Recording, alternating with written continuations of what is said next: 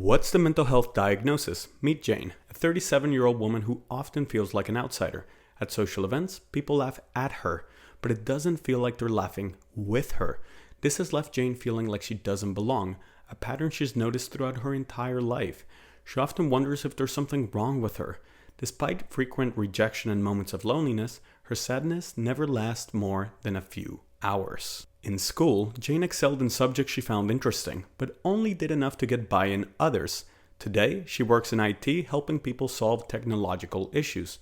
Her hobbies tend to come and go. She'll dive into one intense passion like gardening or piano, only to drop it completely once she feels like she's mastered it. Jane also has a habit of repeating phrases over and over, something called echolalia. She suppresses this urge because she knows others might find it strange. People often tell her she's too blunt and her communication style has cost her friendships, though she rarely understands why. She also defies social norms by wearing the same outfit or slight variations daily, valuing practicality over convention. But this often draws judgment. She's extremely routine-oriented, taking the same morning walk every day. If her routine is disrupted, she struggles to recover from the resulting meltdown.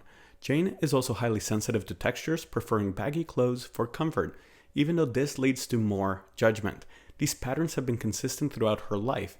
She's also never used any substances and has no other medical conditions.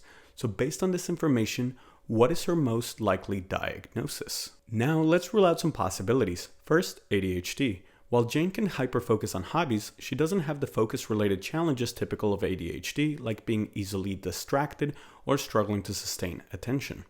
Next, bipolar or mood disorders. Jane's goal-driven behavior isn't tied to mood fluctuations or hypomanic episodes seen in bipolar disorder. Finally, we can rule out personality disorders. While Jane struggles socially, this is due to challenges with social cues, rigid routines, and sensory sensitivities, not personality traits that cause pervasive interpersonal conflict. So what does that leave us with? Suppressed echolalia, rigid routines, social challenges, intense hyperfixations, and sensory sensitivities. All these point to one diagnosis. Jane's most likely diagnosis is autism spectrum disorder.